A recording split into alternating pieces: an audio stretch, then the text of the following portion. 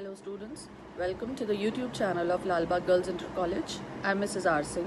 मेरा आज का लेक्चर क्लास 12 स्टूडेंट्स के लिए है। बच्चों, आज आप पढ़ेंगे लागत किसे कहते हैं। कोई भी जो प्रोडक्शन यूनिट है, उत्पादन करता है, वो निर्गत का उत्पादन करने के लिए कुछ न कुछ आगतों का प्रयोग करता है। निर्गत की निश्चित मात्रा का उत्पादन करने के लिए आगतों के संयोग बदले जा सकते हैं। फर्म कौन सा संयोग चूज करेगी, ये वो इस बात पे डिपेंड करता है कि उसकी लागत सबसे कम किस संयोग में आएगी। जैसे आप इसमें देख पा रहे हैं अपनी बुक में 3 अलग अलग संयोग लिखे हुए हैं, जिसमें एक में लेबर 6 यूनिट है, कैपिटल 3 यूनिट है, या लेबर और कैपिटल दोनों की 4-4 यूनिट्स ले सकता है उत्पादन करता, या लेबर 3 यूनिट कर दे, कैपिटल 6 यूनिट कर दे।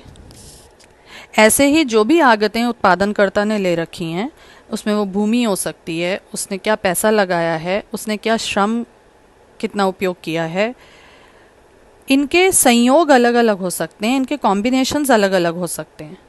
और उत्पादनकर्ता हमेशा ये प्रेफर करेगा कि जिस कॉम्बिनेशन में उसकी लागत सबसे कम आए वो वाला कॉम्बिनेशन यूज़ करेगा। इस प्रकार निर्गत की एक निश्चित मात्रा के लिए किसी भी फर्म के लिए एक न्यूनतम लागत होती है। अब आप समझेंगे अल्पकालीन लागत किसे कहते हैं। मैं आपको बता चुकी हूँ अल्पकाल की अवधि किसे कहते हैं। अल्पकाल वो समय अवधि है जिसमें उत्पादन के सभी कारकों में परिवर्तन नहीं किया जा सकता, कुछ कारक स्थिर रहते हैं। उन स्थिर कारकों पर लगने वाली लागत को कुल स्थिर लागत कहा जाता है।